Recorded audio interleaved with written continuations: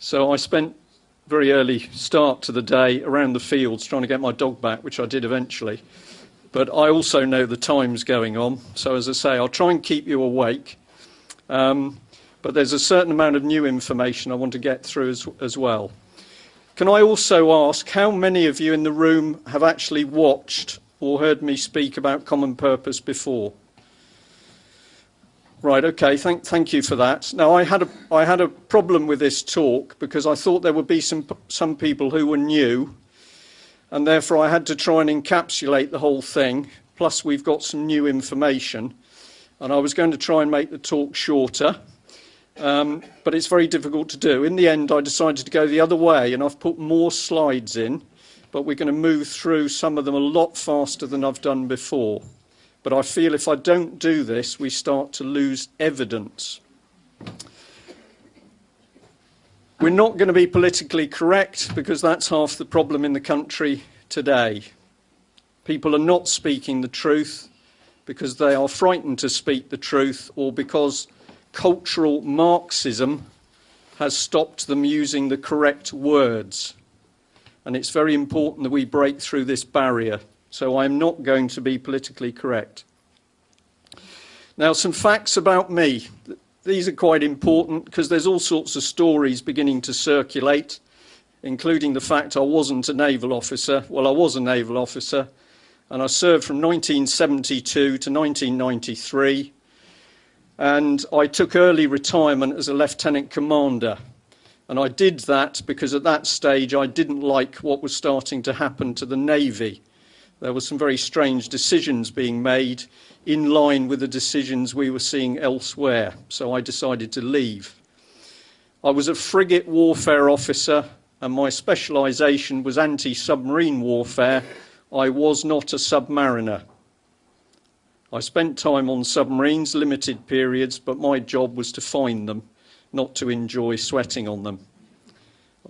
Okay, and on leaving the Royal Navy, I got into business in Plymouth, and that's really where my story started, because that's where strange things started to happen, and I discovered that things weren't quite as they seemed.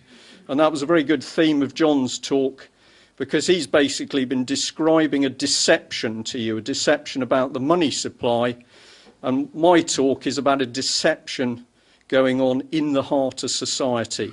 And we need to understand these deceptions in order to fight. If you don't know your enemy, you can't fight your enemy. Is it a game? I respect John's comments that we've got to play the game, and we have got to play a game, but the game is a serious one, because bankers playing around with money is resulting in people dying in hospitals, people committing suicide because they can't take the debt.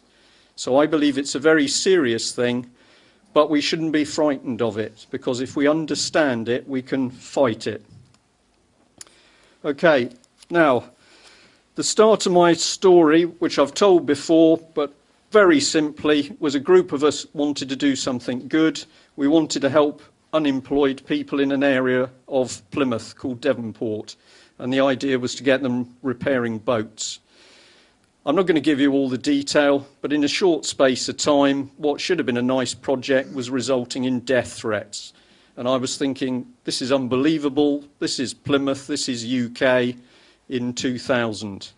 Not just Plymouth, I had a death threat in Christchurch. The whole country? Absolutely. Now this is the main thing, that nothing seems to work, and I've majored on this before. Nothing is working in the country. You all know it. Other people out there are beginning to see it. But what we've got to do is we've got to wake them up much quicker. If we don't, we're going to carry on sliding into this state of chaos. And that is the state that the bankers in particular want to create. That's when our property will be taken away from us. And when a new regime, if you want to call it a new world order, that will take place in this country. It's serious, but I always put this slide up because we have the privilege of sitting here having a few beers and listening to a talk. Overseas, people are dying as a result of criminal activity by our government, international bankers, and their co-conspirators. Funny things. We are seeing funny things appear in the paper. We're seeing funny things happen around us. This is a church in Plymouth. It was called St. Michael's, but it's now been reduced to something rather different. Attacks are going on. They're not just taking place against Jews, they're taking place against ethnic minorities, and they're taking place against white people. And we need to understand this, because for the victims, life has become very serious. Cultural Marxism, it is not a joke. It is not a joke when you are not able to say it's a blackboard, when you are not able to say the chairman, but you describe it as the chair. It is not a joke, because if your language is controlled, you are controlled. And this is a very important thing to remember. I don't know why this man keeps popping up. Speed cameras, they are about control and taking your money. They are designed to stress you as a driver. And that is why more and more of them are appearing. We've got strange things happening with our police. And in Devonport, they were doing a trial that the police were having mini video cameras on their helmets. So every contact with them was filmed. This is Orwellian and it's wrong. And we need to stop it. We're seeing mosques arise around the country, and some people find that very worrying. Personally, I don't find it worrying. I find it indicative of a failure of my own country to adhere to its religion. We are seeing some strange connections between people we trusted and very unsavoury characters. And I believe at the moment some of you in this room will be starting to wonder whether the royal family still has your best interests at heart. I hope so. As a naval officer, I pledged allegiance to my Queen, and I expected to receive allegiance from her. Whether we have that or not at the moment, I am not sure. We need to find out. Fingerprinting. It's not a joke. It's happening, and it's going to be done with school children.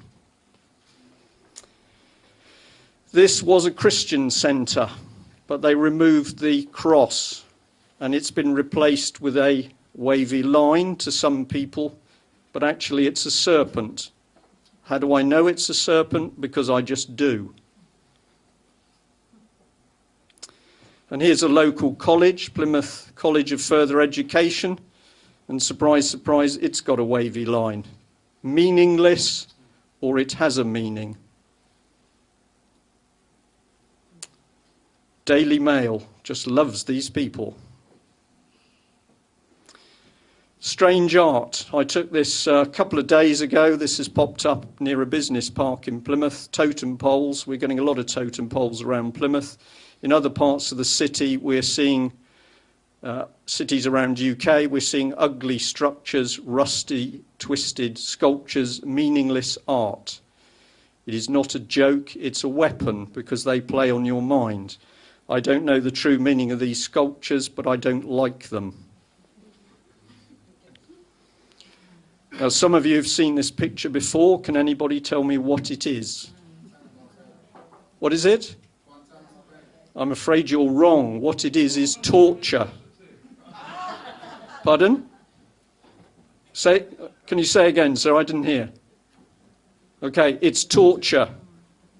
You are looking at people being tortured. And we, the British, have taken part in this. And we should be ashamed of ourselves. Who are those people, Brian? It is Guantanamo Bay. Correct. An innocent-looking scene. We have somebody interfering with traffic lights, but it's a German company, Siemens, and Siemens are gradually taking over traffic control in cities across UK. And it will be German companies that take control for tracking of your car. We need to pay attention to these people. We've got children being taken away from their parents forcibly by the state under lies, perjury, threats, falsification of documents. And many of those children are being taken into a system of abuse by the state. We are seeing our heritage being destroyed through so-called New Deal programs, which don't give us a new deal. What they do is destroy our culture and heritage. We see the media starting to engage in politics. And here we have the disgraceful case of the BBC now thinking it can get involved in placing children for adoption. It has no idea where those children came from. It doesn't care because the BBC is now part of the political machine. Do you know that we have now got eugenics into schools? Can anybody tell me what eugenics is? Genetic engineering, but it really came to a peak in the 1920s, 1930s, when we were heading towards selective breeding. And in America, not Germany, in America there was a huge program of forced sterilization of the underclass. And now we are teaching this in schools. Life can be deceptive. Can I do a Tony Blair and take my jacket off? I was warned about my yellow tie on the previous video, and I was told that if I spoke to you as a naval officer, I had to dress appropriately. So I have, but I'm hot, and I'm going to take my jacket off. No credibility. Thank you. Now, a picture of a helicopter. Would anybody like to go for a ride in this helicopter? Life is deceptive. What's the matter with it? It's made out of plywood.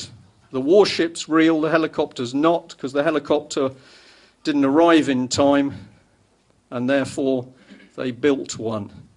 But it's just a little indication that when you're out there looking at life, you've got to think about it and see it through different eyes, because we are being deceived every way we turn. You know this one. Here is the ocean, and the question is, when is the sea at its most dangerous? And the answer is when you forget how dangerous it is. And that's the same for our society. At the moment, we have got to wake up to what's happening and understand that it isn't a political game, it is warfare. And unless we get to grips with it, we and our families are going to suffer. Red October, the threats there under the surface, it's the same in this country if we can see it, if we know what we're looking for. Huge submarine, if you know what you're looking for, you can find it. Now, this is really what we're about. This is the situation in the country. If we look over the land, we've got all sorts of labels, but you know what is going on. We've got chaos. We've got quangos absorbing huge amounts of money. We've got bent politicians. We've got bent judiciary. We've got attacks on Christianity. We've got child snatching. It's all going on, and it hasn't suddenly arrived by magic. It's been created. And there are people, part of the conspiracy, who are pulling the strings. And above the clouds, I've given you some indication of who's pulling the strings. Now, the problem with this subject is, if we're not careful, we'll disappear down too many rabbit holes. So I want to concentrate tonight on looking at one organisation that I and many other people now believe is pulling strings, and that organisation is Common Purpose. I am not popular with Common Purpose, and neither are the other people who are now asking questions. But we believe that finally we're starting to get some truth out about what is happening and what this organisation is doing. Inspiring leaders with common purpose. That's what the organisation says on the tin. But does it do that? It also talks about leading outside authority. That sounds a very innocent phrase until you start to apply it perhaps to a police officer. Here's the Chief Executive, Julia Middleton. I've never met her. Perhaps I will be able to do that at some stage. But she is a truly remarkable woman because in 1985 she pops up more or less from nowhere. She then has £500,000. She creates a charity. And from that point on, she is advising the whole country in how to be leaders. She's advising the military, she's in the NHS, she's in schools, she's in government. In fact, select committees are asking Julia Middleton her opinion on leadership in the country. Well, this is phenomenal. Where did this lady come from? Well, her background is an overseas education in Switzerland and France. And she's then worked at Demos, which is a very interesting organisation, which many would say is Marxist. But this lady is now running a very powerful charity which doesn't like revealing what it's really doing. Now, those of you at the back of the room will not be able to read these slides. I'm not going to try and let you read them because I'm just going to say the evidence is here. If you challenge me, when I say this is what's on the slide, I'll let you see it afterwards again. But I want to prove to you that I've got the evidence. I'll read this out. It was sent back to a person from Simon Peters of Common Purpose. It says, "Thank you for your recent query, reproduced below." And the person had sent in, "I would like to be reassured that the information about your organisation being put out by Brian Gerrish in Plymouth is totally without foundation and inaccurate." And Common Purpose says back, "I can reassure you that these allegations made by Brian Gerrish and picked up by the BNP, CIB, Campaign for an Independent Britain, and David Icke are wildly inaccurate. We are an apolitical organisation dedicated to increasing the competency and connectedness of leaders, however they define themselves. A letter from our trustees addressing this issue can be found here." Notice what they decide to link me to. They decide to link me to CIB, to David Icke, and the BNP. They have failed to mention I've also given talks in Birmingham Central Mosque, which presumably would have linked me to Al-Qaeda. They are very selective in their reply. Common Purpose also says it's apolitical, it's politically neutral. And I'm interested to see the word competency, which I don't believe exists in our vocabulary, but it does in the European Union. So there is what Common Purpose thinks of me, and I'm going to leave it to you to see whether my evidence refutes that opinion.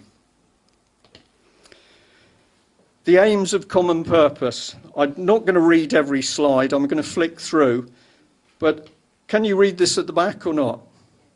Okay, I'll give you about 30 seconds.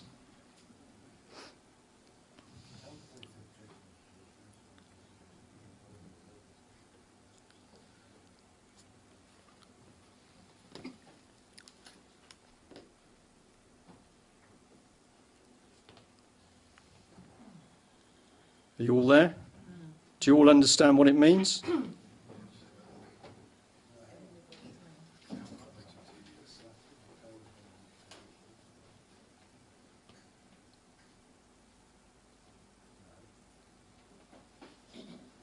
I mean, you can challenge me, but when I read that, I think there's a lot of legalese, and I'm not quite sure what they're talking about. It's very cloudy as far as I'm concerned, but this is supposed to be a wonderful charity, getting in everywhere, teaching the military to lead, nurses to lead, but this is how they define themselves. I wonder if that's a smokescreen. Now, the next thing they do as a charity is they decide that they're going to work under Chatham House rules, which is straight out of the Tavistock Institute, I think I'm correct in saying, and that says you're not going to reveal who's at a meeting, you're not going to reveal who said what. That's a pretty interesting situation when Common Purpose may bring together people from the public sector with lots of money and perhaps private developers who are very keen on getting their hands on that money. I don't even have to say there's any criminal activity taking place, but one has simply got to ask questions of what took place behind the closed door. They're very keen on diversity, and I was happy to discuss this subject with the Muslims as I am with you or anybody else who's here in the audience. And what Common Purpose wants to do is put an equal number of people of any ethnicity or background on a board. The trouble with this is, if you draw a diagram on a piece of paper, it ends up that the majority will actually be grossly underrepresented.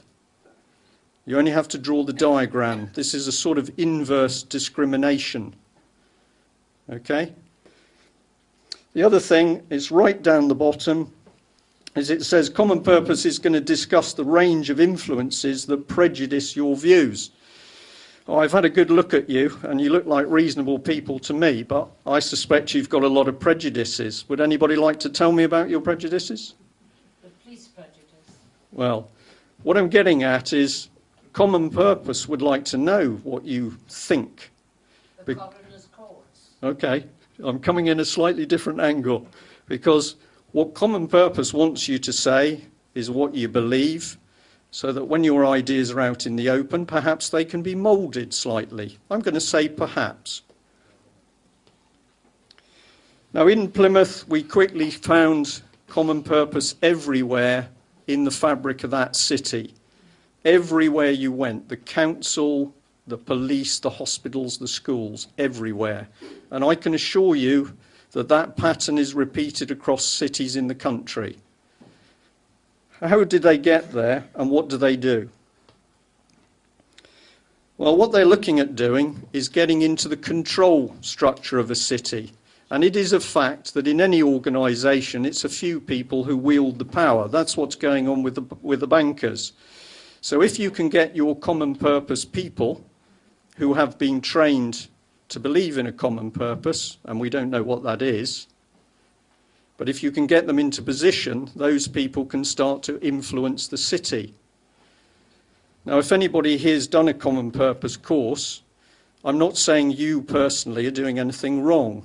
In fact, what I'm trying to do is perhaps show you some things about the organisation you've joined which you might not be aware of. At the bottom of our pyramid in Plymouth, we discovered that Common Purpose people also included crooks and, we believe, some paedophiles. Now, Common Purpose has attempted to twist that statement by saying that I'm saying they breed paedophiles. I didn't say that. What I said is we believe some of their members are. But remember the meetings behind closed doors under Chatham House rules. Who could meet? Who did meet? Now, this is the diagram. It's the best one I can do, showing that Common Purpose works from a high-level structure, and it then sets up little cells in each city, which it calls advisory boards, and those advisory board members select and recruit and select people at a much lower level, right the way down through society, right the way across society, and they are into schools. And I said last time, boy, they love children. Now, people who've got more capacity than me took a look into certain aspects of sites of Common Purpose, his original site, and remember, we're going back quite a long time now. We're going back to about 1996, and they found statements connected to Common Purpose, linked to Common Purpose of this nature: how to control a city, how to select children and effectively groom them to become future leaders. And the future leaders are going to control society, but they're not elected democratically, they are chosen. And if you don't like it, ordinary people are going to be coerced, engineered into the correct society. Now, these are very interesting expressions. And the person who read them initially, who was well trained, he came from a similar background to me, but I can tell you was involved with intelligence material. He knew what he was looking at. And this is dangerous stuff. Common purpose loyalties to be solely to common purpose. Now this is an instant breach of the Official Secrets Act if you're involved with the military. This is the diagram, common purpose sitting in the middle. In red, it sucks in information from some very interesting trusts and bodies, Demos, Foreign Policy Centre, the top left-hand corner, the Council of Foreign Relations.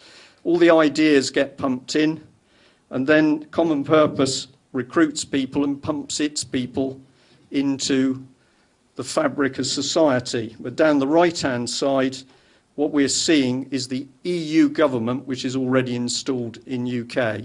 So if you see anything with a regional title, it's part of the EU system. And that is where huge amounts of money have been spent. Now, the other thing which hasn't been in previous videos is you'll see in a block, I'm talking about 170,000 quangos. What I really mean is charity-type quangos. There are over 170,000 charities. They have a budget of 44 billion. What do? Didn't we get on better before they existed? Look at the money, because the money is the fuel. And that money is pouring in from the European Union, and they do not like accounts. They don't want accounts. We know that because the European Union itself has not audited its own accounts. But that money is frittered out in society, and that causes the fraud and corruption. Here's a diagram. It's very simplistic, but the red pins give you an indication of the dispersion of common purpose cells across the country. Okay, and notice the concentration across in Northern Ireland. We've got some very good people talking to us from Northern Ireland, and the information we passed them has already produced results. A single pin in a country area is about 1 to 10 people. If you see a red pin in a major urban area, you're dealing up to 400 people per pin. All right? Now, what is this charity doing? We're waiting to see, but we don't really like what we see at the moment, and we believe they've got some explaining to do. I'm not going to tell you what the other pins are at the moment, except the black pins are where we know some very unpleasant stuff is going on. You might care to look over at this area. Does anybody know where that is? South Wales. Keep going. Pardon? Bridgend. Thank you. What's special about Bridgend? 22 suicides. And I am absolutely stunned that people are not talking about it day after day. It is totally unacceptable. It's not normal. 22 suicides in a very strange area. There's a man in the Express this week trying to say it was due to mobile phone masts. He didn't bother to tell you that in English classes, some of the kids had to write suicide notes or epitaphs. He didn't tell you about the creative dance classes. He didn't tell you the effects of teaching young children about homosexuality, which by university reports themselves show that those children will go on to have a much higher suicide rate. So there are some very, very nasty things going on in Bridgend, and we should be demanding action. The trouble is, many people think that the very people who should be defending people and protecting them are the people perpetrating this horrible business. It is a game, but it's a serious game. If we learn how to play the game, we can fight.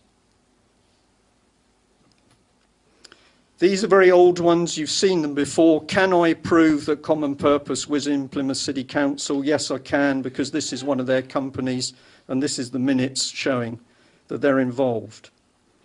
This is very old and faded email, also showing Common Purpose using a City Council officer to recruit further Common Purpose members. He's using public computers, he's doing it in public time, he's abusing his position. But this is evidence that common purpose activity is being done in public time. I can prove money is spent. This is the Southwest RDA, 30,000. This is Government Office Southwest, 60,000. Any of you short of money? Any of you resent how much you pay in your council tax? Do you now realise where the money's going? But you let it happen. At the moment, you are happy to let it happen. You are very, very nice people. But I hope by the end of the evening I can get you motivated to perhaps focus a bit of energy in getting some of your money back. Now, funny things happen when you ask about common purpose. I don't know why, but they tend to lie or have difficulty remembering. So when I ask Devon and Cornwall Police how much money you've spent and how many people are involved, they tell me they can't remember. Well, they don't know. That's what the letter says. We haven't got any information. So when I tell them that the Chief Constable was then involved with common purpose, a lady called Maria Wallace, who was eventually effectively sacked for a shambles, but she was not very well. I feel quite sorry for her, and I mean that. When I told them that she was involved and I gave 3 other names, suddenly they were able to tell me that they'd spent £57,000 on it. Now, how many of you have heard the police constantly bleating they have insufficient money? Have you heard that? But here's £57,000 gone on a charity created by a woman that suddenly popped out of nowhere in 1985. So my question is why? And why were the police having trouble saying how much they've spent? Why did they not want to tell me? When I asked for more information, they had to tell me that they needed to ask common purpose before they could reply. Well, this is very interesting. We now have a police force having to ask a charity before they give me, the taxpayer, information. Now, is it me or is something not right? I actually think something is very, very wrong. Now, I'm sorry, this slide upset a few people, but I love it. For those of you who can see, the fox is in the middle of the pack of hounds, but somebody got upset with the word poo on the top. But it's a lovely photograph, and we are in the middle of a lot of poo at the moment. And we've got to do something about it, and we need to do it quickly. If we do the right things, we can stop it. Here's a lovely lady, Cressida Dick, common purpose trained, Oxford University trained, responsible for the Menendez incident. And then what did they do? They promoted her. She's now involved with Royal Security. So well done, common purpose, Cressida Dick. Now there's another lady. I'm not going to bring up the source document, but this was only given to me today. It shows that a Chief Inspector, Ellie Bird from West Midlands Police, went on a wonderful common purpose course, and she went over to Europe and she met, amongst other people from the Deutsche Bank. Now, I'm sorry, I thought in the beginning I saw common purpose saying it was apolitical, but here we have a police officer going to Europe with common purpose and mixing with German bankers. I have a question, and that is, what are German bankers going to do to improve policing in the West Midlands? Is it me, or is something wrong? When we ask people information, they have a problem replying. When we talked to the editor of a local paper and we asked him if he was involved with common purpose, he wrote back and said, "You're misinformed, I'm not a graduate member." So he was pretty clear. But when we checked on a simple list of common purpose people, down at the bottom we find that editor listed. So I ask another question, several questions. Did he lie? Did he forget? Was he confused? It seems every time you ask questions about common purpose, people get confused. But we pay for the training. Now here is a gentleman, Richard Bailey, senior man in the Government Office of the South West, and he said that when he gets involved with common purpose, he does it as an individual citizen in his private time. But of course he wrote that on headed paper, presumably in public time. You're lovely people because you paid for that paper. But the trouble is that on the 19th of May 2005, we've got this man under the initials RB attending a Power Map programme day. And if you look at the time he was going to give a speech, I believe I'm correct in saying that's the middle of the working day. So was he misguided? Did he forget? Or is he lying?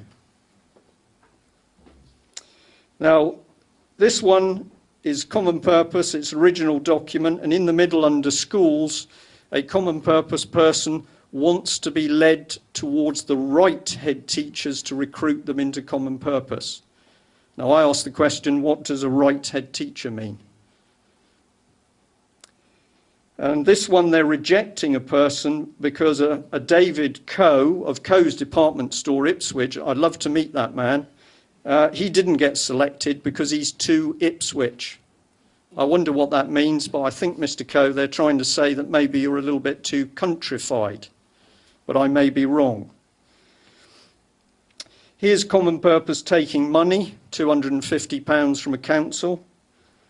Notice the title of the gentleman giving it, Head of European and Economic Development. This one is a common purpose email sent around Leeds where a lady is saying that the advisory boards, do you remember the cells in each city, that they are the eyes and ears of common purpose. So I ask another question.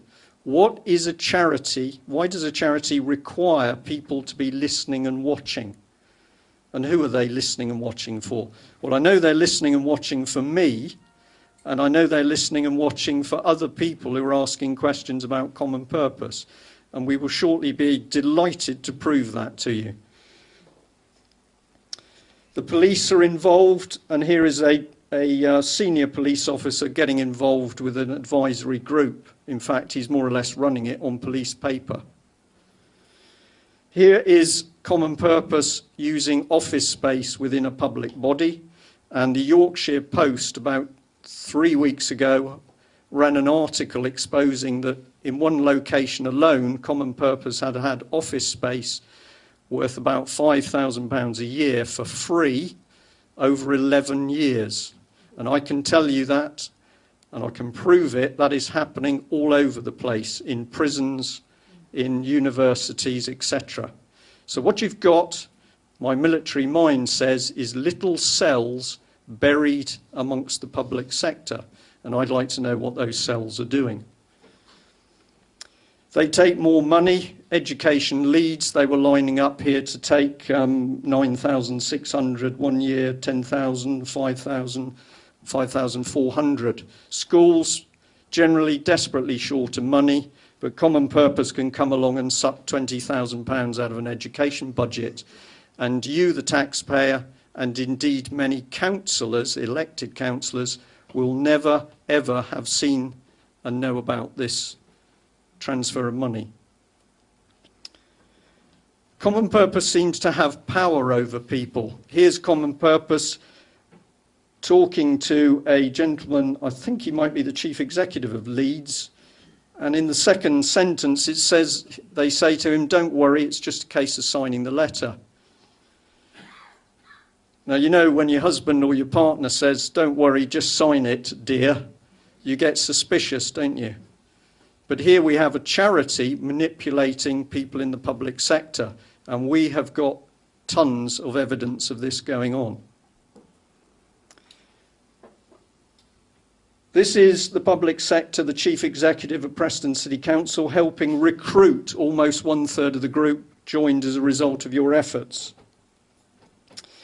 Now, here's the big money people coming in.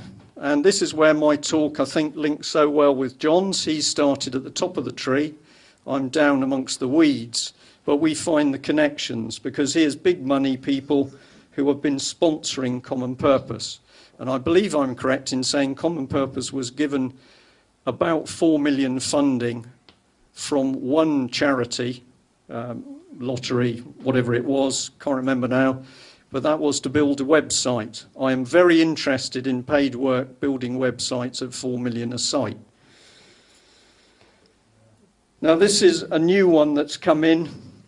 Basically, it's again showing that a chief executive, Paul Rogerson of Leeds City Council, is recruiting for Common Purpose.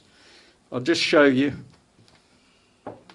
Here's the man, here is his name and title as Chief Executive of Leeds City Council. He sent it to a Peter Noble, but it was obviously a template letter and he's got the wrong name, so he said Dear David, it should be Dear Peter. But basically the letter has gone out and it's on Common Purpose headed paper. So we have a Chief Executive of Leeds City Council working for Common Purpose using his title on their headed paper. Do you understand the significance of that? Because this is very important. And here comes back Paul, and he says, further to your recent correspondence, I wish to confirm that I would be delighted to be a member of the Common Purpose Leeds Advisory Group. Now that's a very nice letter, and we liked it a lot, because look at how he's addressed it. Peter Noble, the Director of Health Development, has sent it back to the Chief Executive of Leeds City Council, but care of Common Purpose.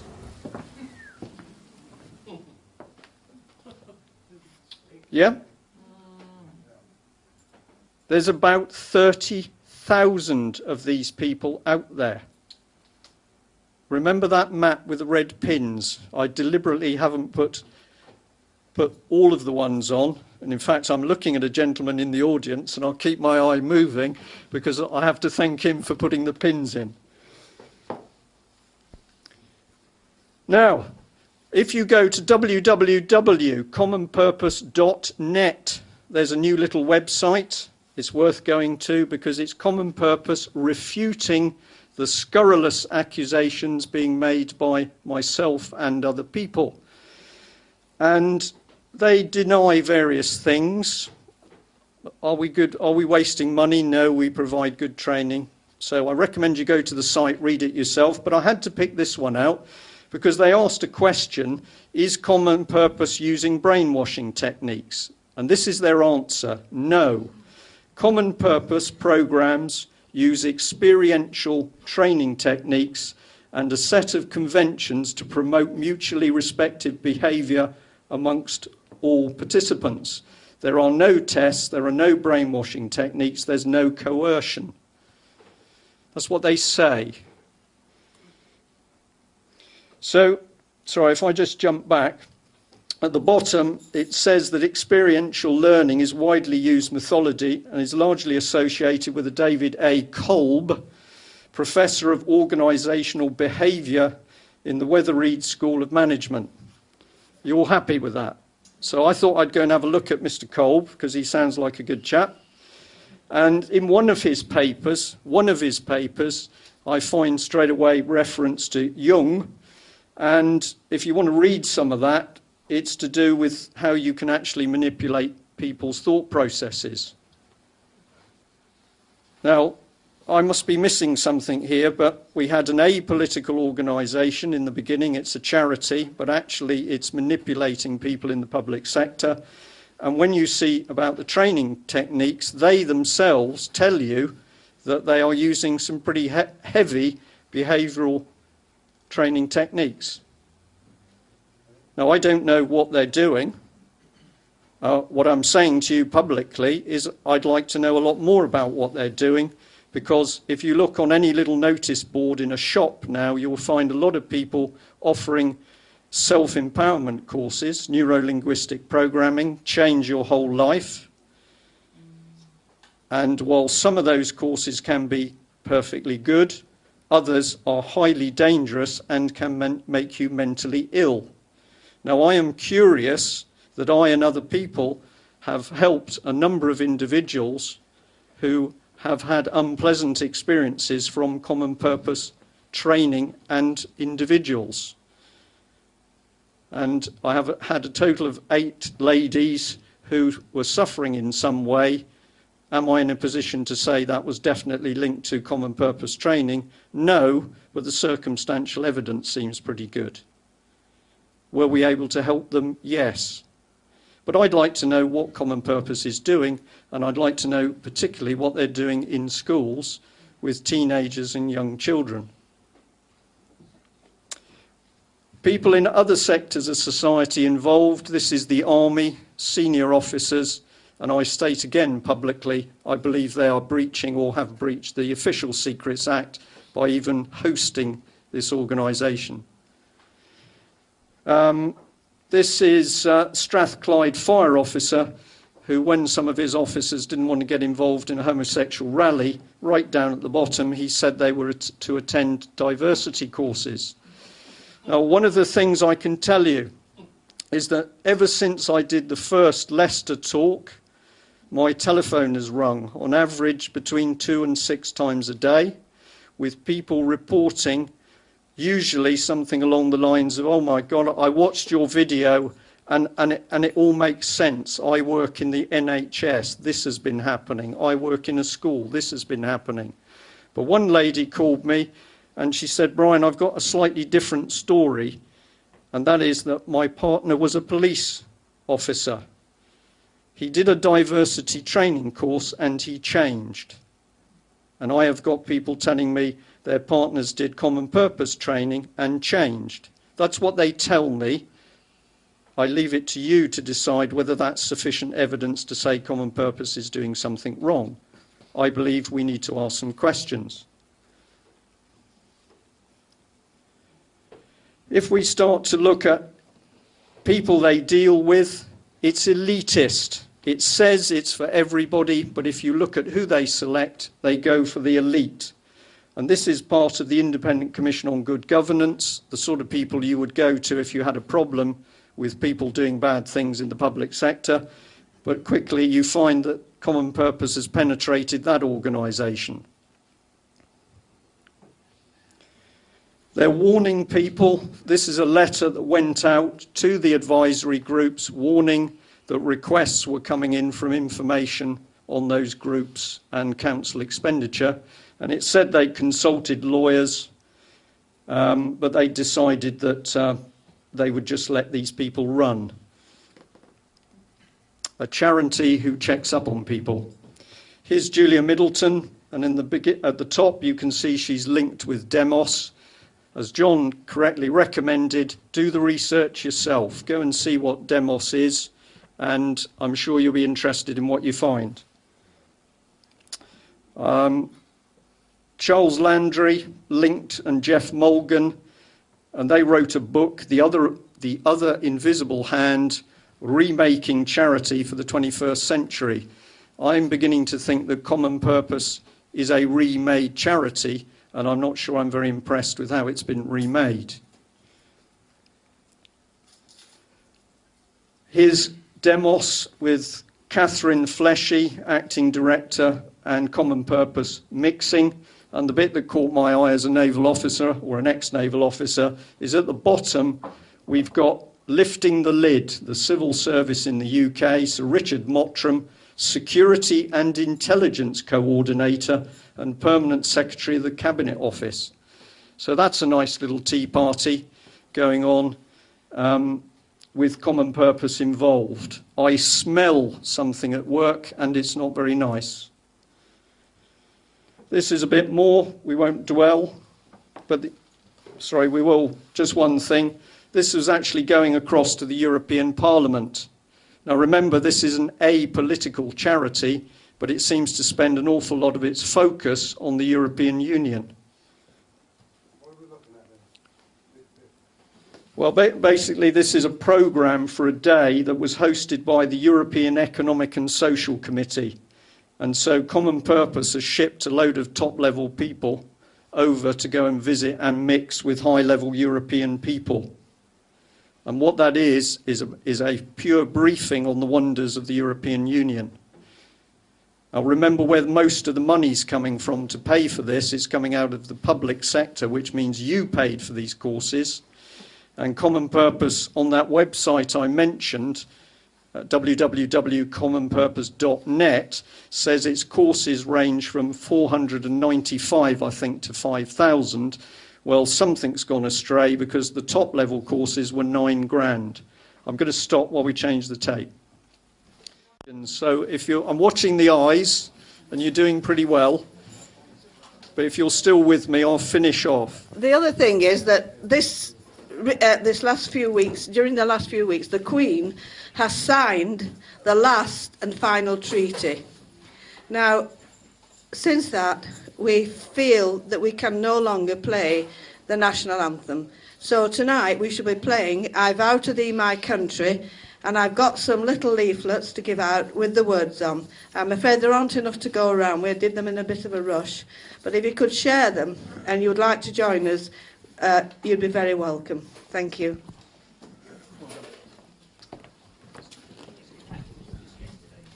Oh, sorry, Leslie says it was just yesterday she signed.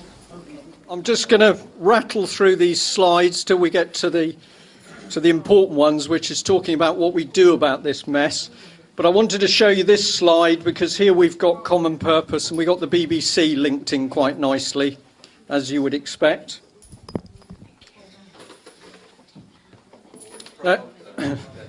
Pravda, yeah, okay. Now here's Common Purpose, and it's clearly advertising the benefits of the European Union for school children. To my mind, this is political bias. Or am I wrong? Now, these are very interesting statements made by people who've done Common Purpose training. The first one from Susan Rice, the Chief Executive of Lloyd's: there are no easy answers, and Common Purpose is no easy ride. It challenges every personal and professional prejudice you have. It's unsettling. This is a charity doing a course, and that lady is describing being unsettled, both personally and professionally. I believe this is significant, particularly when Common Purpose itself says it's dealing with Jung-type training techniques. I leave you to draw your own conclusions. The first one of this page by somebody called Arvinder Gohil, the Assistant Director of Lead Regulation Housing Corporation. Sometimes we need to be forced out of our usual ways of thinking. So Common Purpose is apparently forcing people out of their normal ways of thinking and presumably forcing them into a new way of thinking. Are they doing the same thing with children? Here's the big commercial names involved, Vodafone, but there's a list a yard long. Can we link them into the top level of the government? Yes, we can. This is to do with the Prime Minister's office. Oh, here's the children again. But look at people who are mentioned on the same page. We've got Peter Tatchell, spokesman from Outrage. We've got the managing director and European legal director of Lehman Brothers. So here's the big banking boys. And we've got Mardi Sharma, member of the European Economic Social Committee. I believe the evidence is beginning to build quite nicely that Common Purpose is actually a European Union tool. Here's the police involved, high level with Common Purpose. Transforming teachers. We're going to change teachers. We're changing hospitals. We're changing schools. We're changing car tax. We're changing everything. And now we're going to change teaching. And I believe we got Julia Middleton in here somewhere. I've lost her at the moment. Perhaps I'm doing her a disservice, but it's in there somewhere. Matthew Taylor. Oh, yeah. Yeah, you got her. Thank you. Well spotted. I'm beginning to lose my touch. Here's high-level stuff at number 10. So this charity's got access to very high level. It's got access to huge amounts of money. I'm going to flick through these. Citizens Connection, Camelot. Now, Julia Middleton. She's such an incredible lady. She's now involved with something else called the Media Standards Trust. And this is to do with a group under the chairmanship of Sir David Bell of the Financial Times, meeting with a group of other people, including police officers and others, and they decided they weren't happy with the media. And what was needed was to have a system of ensuring the media was open and honest. So this little cabal of people appointed themselves to monitor the media. So here's the board members of the Media Trust. You've all heard of it already, have you? No. Oh dear. Oh, well, perhaps you ought to find out, because now, as you'll see, Julia Middleton, the Chief Executive Officer of Common Purpose, is also going to tell you whether the BBC is impartial or not. Who is this woman? I mean, she is better than Father Christmas. But look who she sits next to. Executive Vice Chairman of Rothschild, the Vice Chairman of Morgan Stanley. So apparently the Rothschilds and Morgan Stanley are now going to make sure that our media is open and honest and reports correctly. Sir? An email I saw suggested that the House of Rothschilds are worth between 100 and 300 trillion dollars. Right, thank you for that. It's an interesting sum of money. I think at the moment, on John's basis, we can ask, what are these bankers doing? Was this meeting held under Chatham House rules of the Tavistock Institute? And who are these people? You'd probably also like to know that at least initially, the headquarters, the office of the Media Standards Trust, was actually inside Common Purpose's headquarters in London. So that's pretty cosy, isn't it? So we've got a cell structure being implemented across the country. It's recruiting children to become future leaders. And now it's got its teeth into the media. Does this sound like East Germany? Is it, go on, tell me, is it my imagination? Okay. Thank you. Now, I could give you a lot on funding, but this is just a little spreadsheet, and I'm very interested in this because these figures of about £700,000 of public money spent on Common Purpose, this isn't exhaustive, this is a sample. But these figures were rooted out for the first time by a Member of Parliament. Yes, the unbelievable has happened. A Member of Parliament has suddenly decided to start asking some serious questions about Common Purpose, and they've been very surprised at the amounts of money being spent on a training course where you can't understand what it does or trains. Which member? Philip Davis. Now, this is the truth, and you need to understand the truth, because if you don't, you cannot fight. The country is not falling apart, it's not sliding into chaos, it is actually being taken apart. Salami slicing.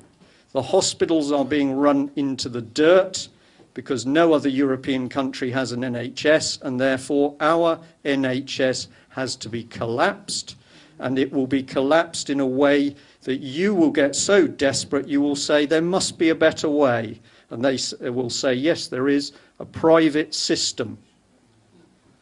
Schools are being driven into the dirt, the police are being driven into the dirt.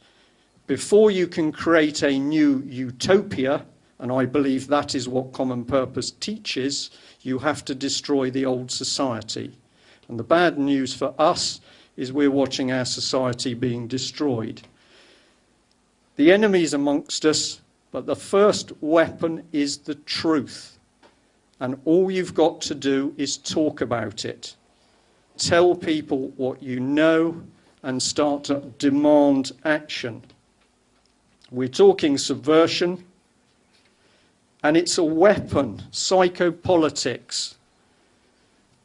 Military textbooks, they teach about bullets and guns and bombs and missiles. They also teach about psychological warfare, how you undermine an army, how you undermine a population. And you do it by screwing around with their minds. And that is what is being done to you. Whether you watch BBC TV, or you perhaps get involved with Common Purpose, or you pay attention to political correctness, you are having your mind interfered with, and taken to an extreme, it is capable of making you depressed and ill. All right? My training taught me some of this. I've learnt a lot more since. There's some very heavyweight people out there warning of more of this. So if you want to stop it, you have to recognise it. The attack is across the whole spectrum of society. Church, education, health, military, etc. And this is the ultimate purpose, that we're going to become so demoralised we are going to be taken over by the European Union.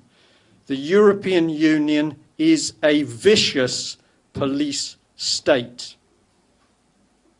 I have absolutely no doubt. And the first thing that vicious police states do is they murder the previous leaders. So the politicians in Westminster need to wake up, because when this monster arrives, we are going to be unhappy, but they are going to be very unhappy. If you speak out, they undermine you, they defame you. So here I am, I have been branded a lunatic, a swiveled-eyed loon, which I now understand is a bird of some description, so maybe that's not bad. I've apparently had nervous breakdowns numerous times. I wasn't a naval officer, apparently. I'm only doing this because my wife has run off with a Common Purpose person. My 26th wedding anniversary comes up shortly.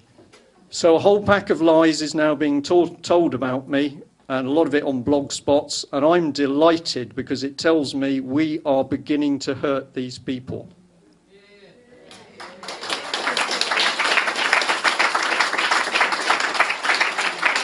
Right, I'd like to read this letter to you because it's so wonderful.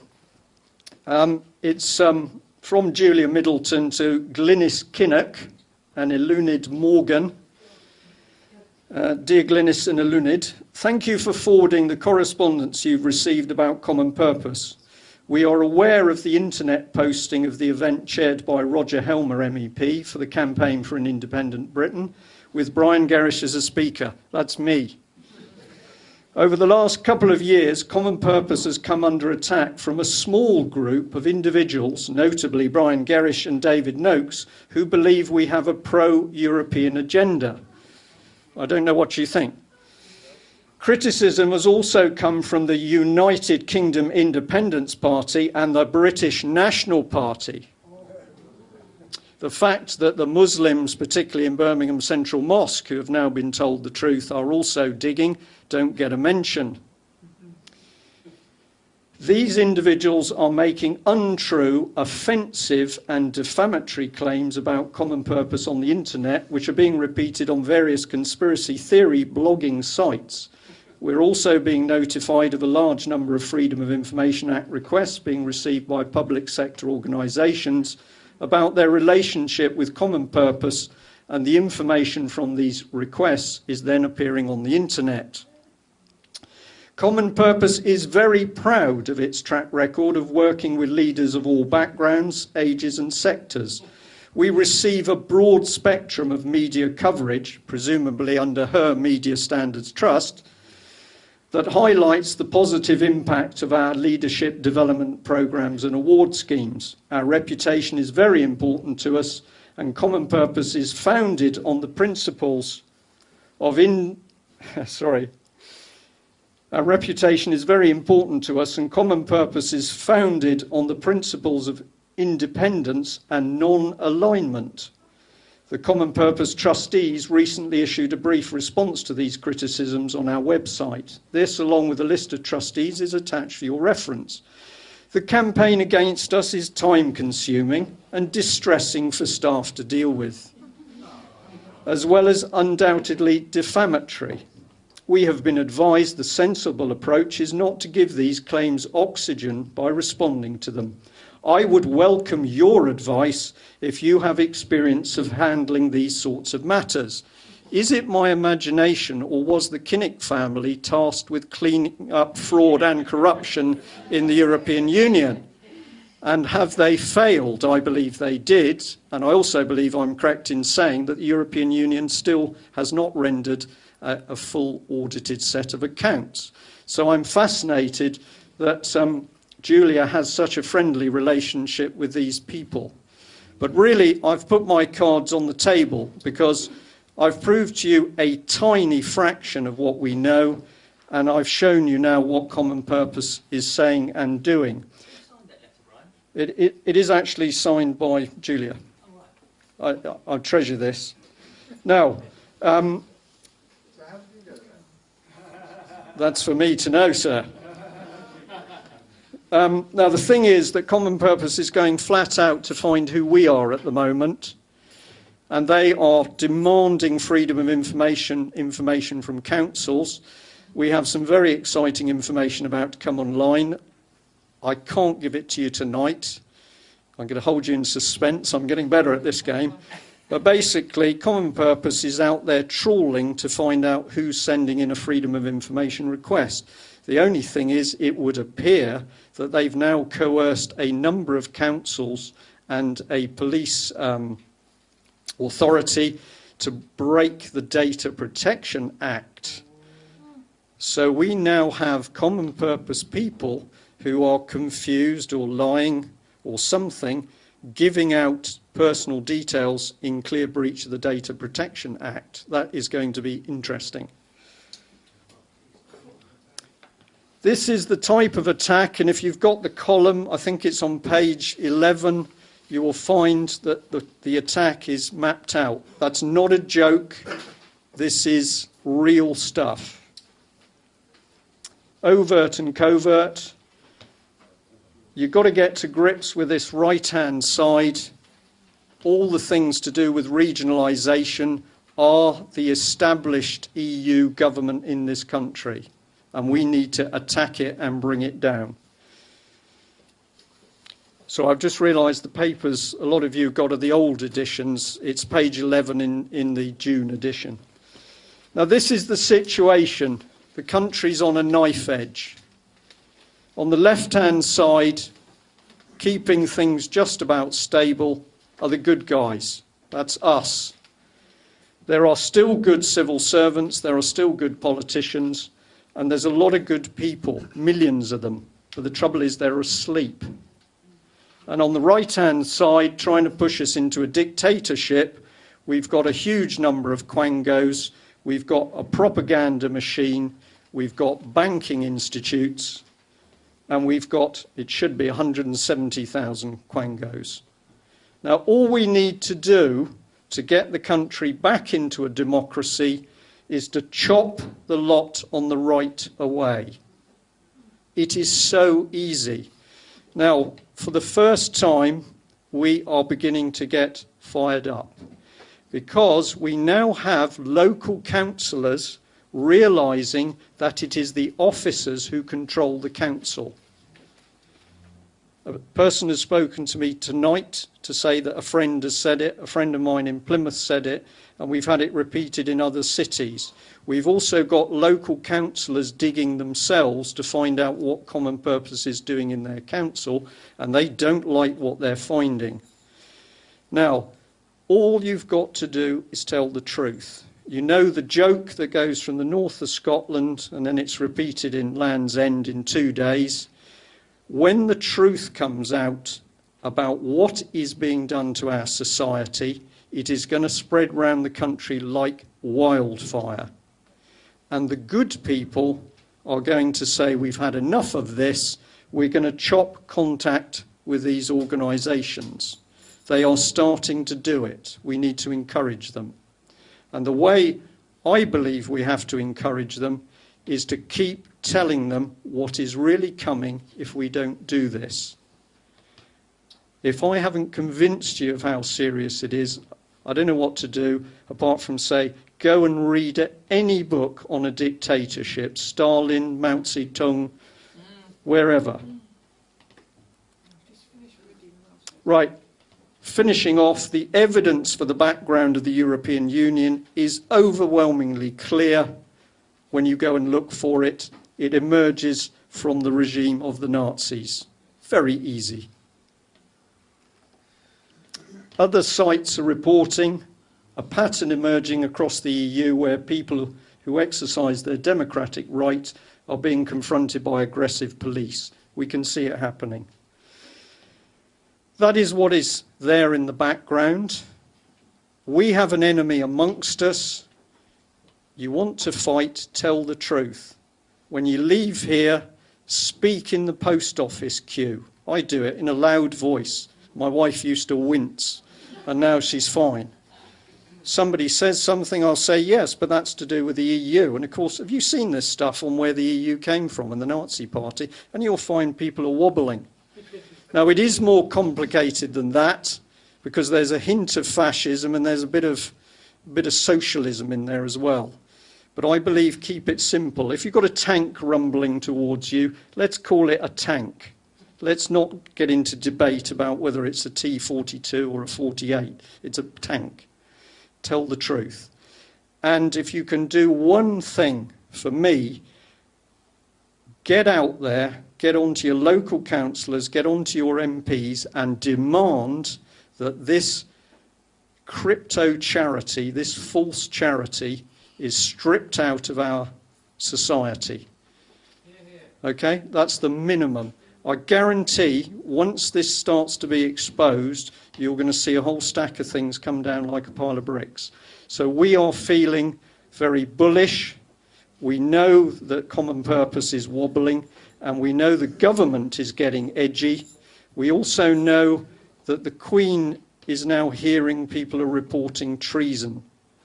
So get out there and get poking sticks into the establishment, because we are finally beginning to wake people up. Thank you.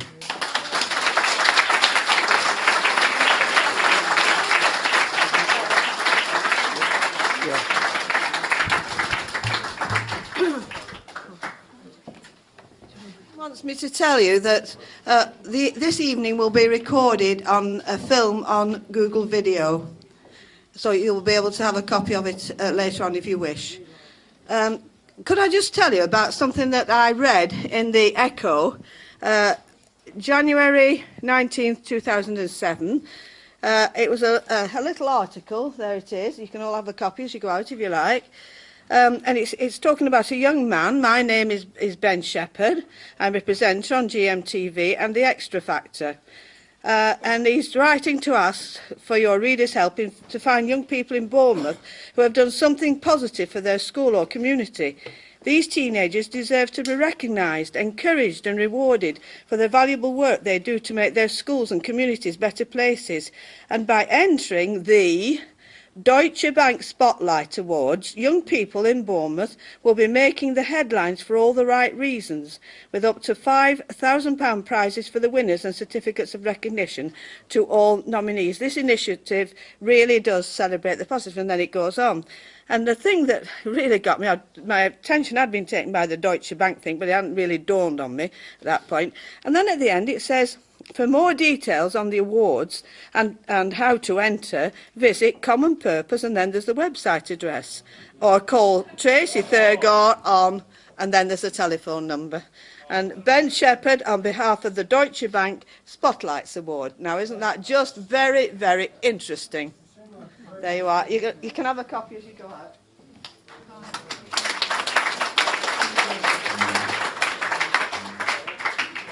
Right, I'll just say, John's at the back, so I hope he's going to come forward. Can I just say to you all, thank you very much for coming. I'm delighted to see so many people, and thank you for bearing with us till late, because I know it's your Friday night, but it really has been fantastic to see a lot of you, so thank you very much. Any questions? Ask them how they found out about it. Yep. Can we do a show of hands about how you found out about it? Who saw an advert? Right. Is somebody going to count, or am I going to count, or are we going to do it approximate? 5. All right, 1, 2, 3, 4, 5, EU. 6, 7, 8, 9, 10, Come on, let's have 12. more. I think it's about 13, 14, I think. Who's come as a result of being told by a friend? All right. So does that tell us that networking is the best thing? But would you consider that most of you are already well informed? Right, so what we need to do is see how we draw in new people. Is that enough?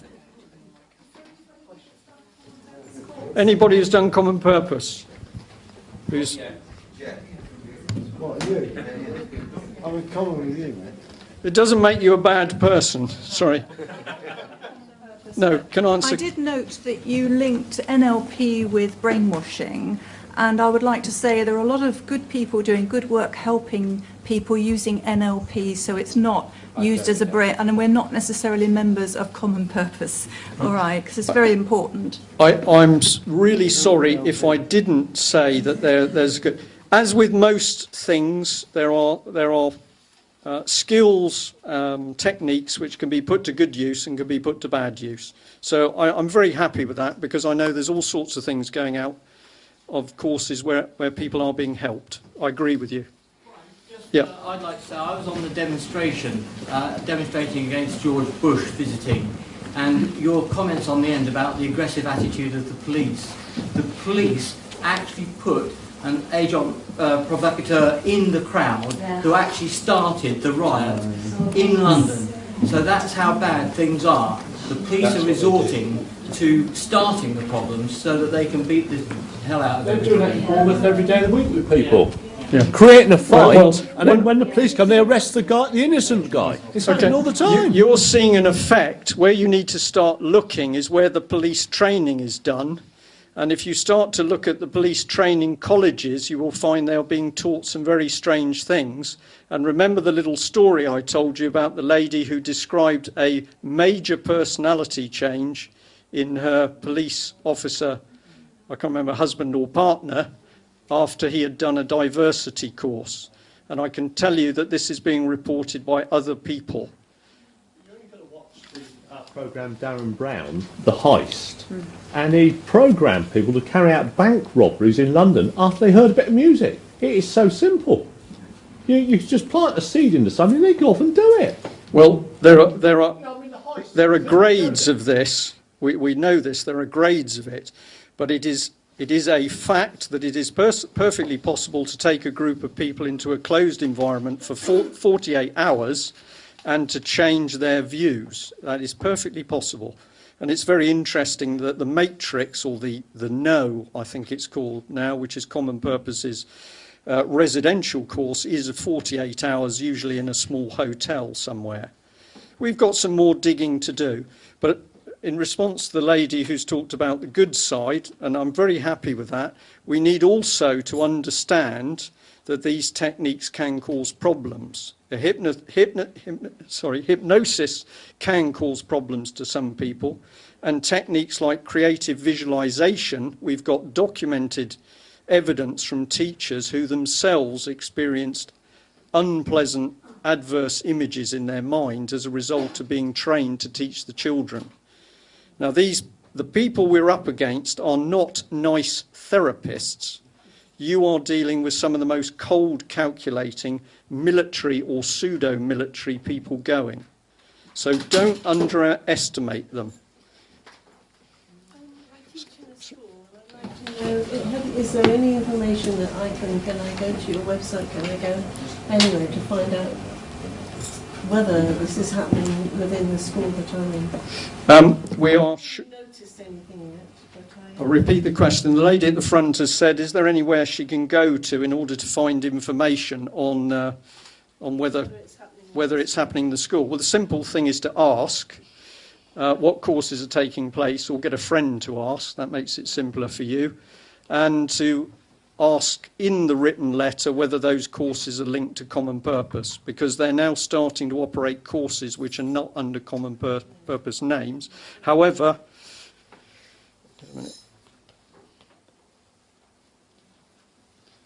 I'm not going to show these in great detail, but eventually a lot of information is going to come available to you. Okay, we're looking at Hampshire North, and that's a small selection of the common purpose people. Remember, there's 30,000 of them we're looking for, roughly. In addition, there's the children and the youth who've been through the programmes. So information is going to be made available to you, but for this presentation tonight, I'm not in a position to give you this with clarity. Okay, but we are going to make an asset available to you where you can research the documents yourself instead of listening to me. So, in the present climate, the rate that they're putting the bills up, the heat and electric and so forth, it's almost like they're inciting the people into riot, which under the New World Order means out of chaos comes order. But in your Leicester talk, you were saying that when you were speaking to the Muslims that you said something that they were going to be used, or there was going to be... I said the Muslims were effectively going to be used as the Jews were used in pre-war Germany for the scapegoat. There's trouble coming, they're going to use them. Well, the idea is that you are going to become so annoyed with mosques springing up and the law favouring the Muslims in certain situations that strife is going to start on the streets. And I wince, I absolutely wince when I see this rubbish appearing in the paper. Now, one of the meetings, we got onto this subject. Some people find it a bit delicate, but I don't. I asked how they all got here. Who do I mean by they? I mean the immigrants. How did they get here? Did they fight their way ashore? Would anybody like to answer the question? They were brought in. And who brought them in? Yeah, politicians brought them in. So I said to the assembled company, so the problem isn't the immigrants in the first instance, it's the politicians who brought them in and created the problem. Now I say to you at the moment, and I really mean this, the other side is trying to fragment us, it wants us at each other's throat. At the moment, it doesn't matter where you come from. If you're inside the British Isles at the moment, we have got to keep people together. I would rather have, whatever it is, 2.4 Muslims supporting us and fighting evil than see strife on the streets. But they are trying to engineer it, and I have been very happy to say that the Muslims are effectively the new Jews. Lady in pink.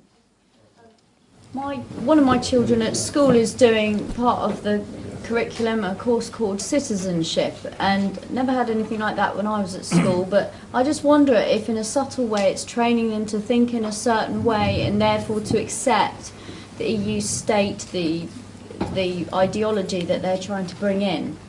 Well, my instant reaction is most definitely, but of course the simple thing for you is to go away and really find out what they're teaching.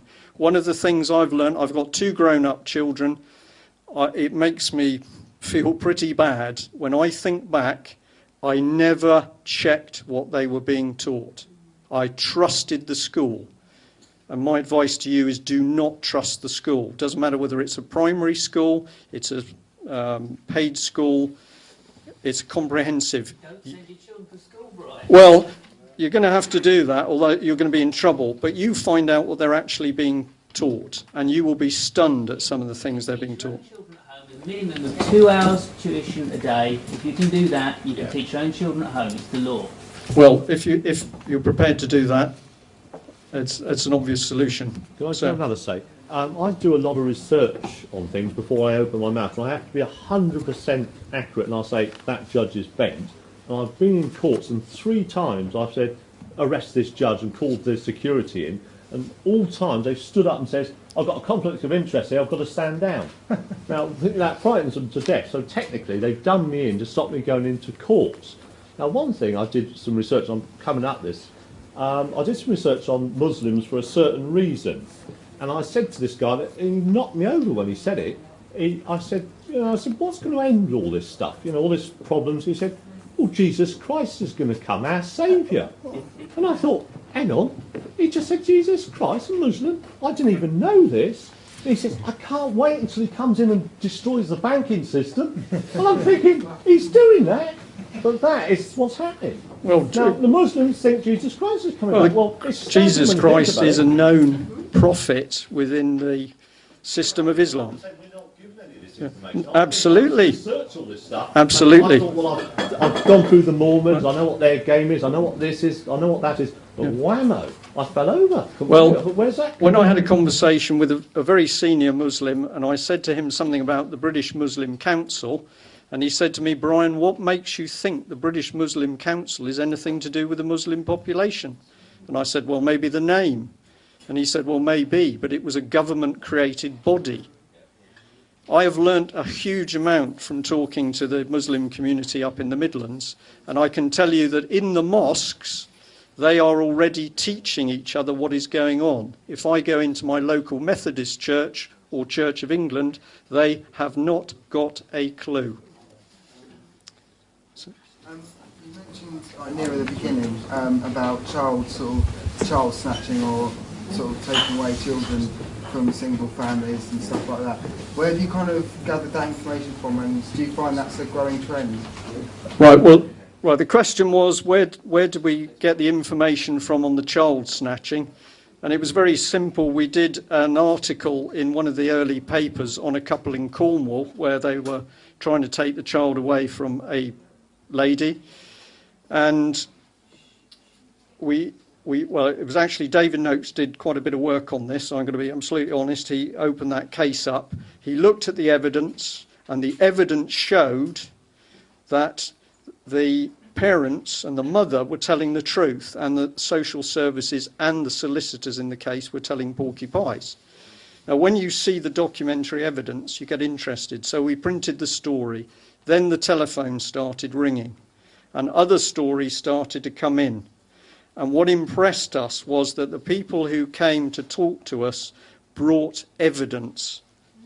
They brought evidence showing perjury in court, bent policemen, bent vicious social services people, lying barristers, falsified evidence, false accusations. And we have some people in the audience tonight who've been through this process. And I can tell you this is not one or two cases. These are thousands of cases across the country, because if you check the tactics table, you will find that the intention to destroy families is a very high priority. I'm personally going through exactly that at Right. the moment. Is there any kind of advice or any way you can recommend me to go and look to find out what I'm entitled to? If you're experiencing trouble, I don't know how old you are. 29. Right, okay. Well, as an adult, you've got a right to see any papers or documents that were involved in your background. I'd recommend that you seek out other people who've experienced the same sort of problem. But it's empowerment, this thing that was mentioned earlier. You are now an adult. Get in there and ask the information you want, and don't take no for an answer. Stand up to the people, but demand the paperwork. I'll just go over the back before I come back to you. For the protection of the public sector, like you say, the NHS and the public, owned businesses, would you say the union is helping in that factor? Are they in on it? Is it a good idea to go with your union and go on their side and say, look, you're helping, keep... You've got to suss them out. We've been lucky enough in Plymouth to have a gentleman called Bill, who was a very senior union convener, very well connected, extremely well connected. Initially, if I go back 4 years ago, he didn't believe what we were telling him, and now he does. And what he's discovered is that the same corruption is through the unions. You have got to check the individual people. The secret to working together to beat this is you've got to go back to basics. The person you meet, it doesn't matter whether they call themselves Labour, Tory, UKIP, Muslim, BNP, it doesn't matter. What are they like as a person? And you've got to go with people you trust your instinct. Lady? I just wondered what your opinion was on this. From the evidence I've seen, it doesn't matter which party you vote for of the main three. all three's intention is to lead us into Europe. Whether how loudly they're shouting about it varies, but do you agree with the parties such as UKIP? Is there do you see a future in this country voting in that direction, which would be quite... I'm going to be unusually diplomatic here and say that I believe, and we're now getting very excited by watching other people come on board with this, the time of party politics is over. And we have got to remove, whatever it is, 600, and I'm going to say 640, because there are some good MPs. We have got to remove hundreds of MPs who are absolutely corrupt and rotten. And the way you remove them is by going into their surgery with a friend, telling them what you know about the state of the country, asking what they're going to do about it, and they'll give you a load of waffle. You then ask them whether they realise they're committing treason by giving the country away to a foreign power. They may laugh, but you then tell them very calmly and politely that if they do nothing, they are guilty of misprision of treason. And when the wheel turns, there must be a punishment for these people. Now, some people would say they need to be stripped of their position and pension, and some people would say, as traitors, they should be hung. I leave it to you to decide. Treason law, though. Absolutely not. This is one of the major lies and propaganda being spread. Our constitution is 100% intact. The Lisbon Treaty is illegal and unlawful, and therefore it is irrelevant that it's been signed. But the fact that a group of MPs, civil servants and others have conspired to set it in place is treason. And to my knowledge, treason has now been reported in 22 police stations. I've done it myself, and it's very interesting to see the reaction of the police. They're no longer laughing. Gentleman at the back. Oh, lady at the back. I went to see my love son Peter Byers Elwood for assistance because I was stitched up by Bournemouth University. The whole legal system has gone along with defending corruption in the university. Since I've been to see him, he's just totally ignoring me. He forwarded a letter from the university which is just a pack of lies. And I wrote back and said that he promised me a chance to defend myself against these lies and a chance to see Secretary of State, and now he's totally ignoring me. So I wondered, what would you suggest I do about that? Well, the first thing I would suggest is that we tell the audience here that we're getting very, very interested in Bournemouth University. There appears to have been a major change of staff in Bournemouth University. There seems to be a lot of strange quangos now working with the university, and it is alleged that Bournemouth University is starting to train the trainers who will teach the future leaders. I'll leave you to work that out. However, I think the best thing we could do is expose your MP. If you like to give us the evidence, we will print a story asking why this person is not acting. Very happy to do that. One more question. Have you had a question, sir? I can't remember. Yeah, gentleman there. Right, I think I was just reading something in the Advertiser this afternoon about, I think it's called polyclinics. You know, the shutdown of the local surgeries, doctors' surgeries, and this consolidation into, I think they call them polyclinics. Yeah. Where's this coming from? Well, this is very easy. This is the main drive to collapse the NHS. So what they're starting to do is build the parallel system. You are going to see the NHS collapsed, and they are building an alternative system alongside it.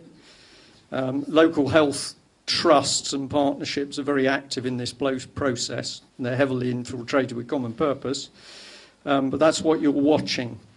And at the moment, the government is delighted with all of the adverse reports on hospitals, whether it's disease or incompetence or theft, because that's undermining people's confidence in the NHS. And therefore, under David Icke's problem reaction solution. First of all, you create a problem in the NHS. Your reaction is to say, what's going on, we need something better. And they're now they're offering you that something better, which is more localised polyclinics. They're also going to put medical clinics into schools. And we believe that that will also be linked to the compulsory vaccination of children. And we have a couple of people now working with us doing phenomenal research into what's happening with the academy schools, including the fact that some of them don't seem to have many windows, and I am not joking. Okay? But don't get too dragged down into the mire, because at the moment the establishment is beginning to get frightened. And what we've got to do is put pressure on so that people start to split. Is David Davis an honest person who has now split? I hope so. We need to watch.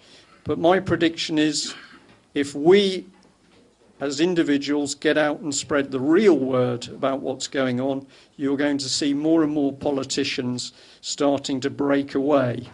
The bad guys know that they're under pressure. I've done enough, I think. Thank you very much.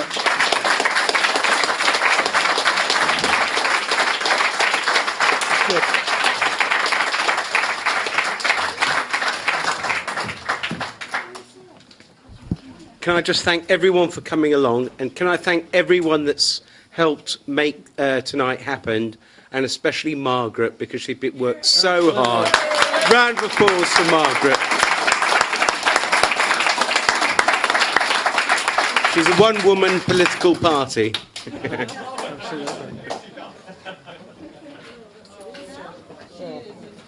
can I just say that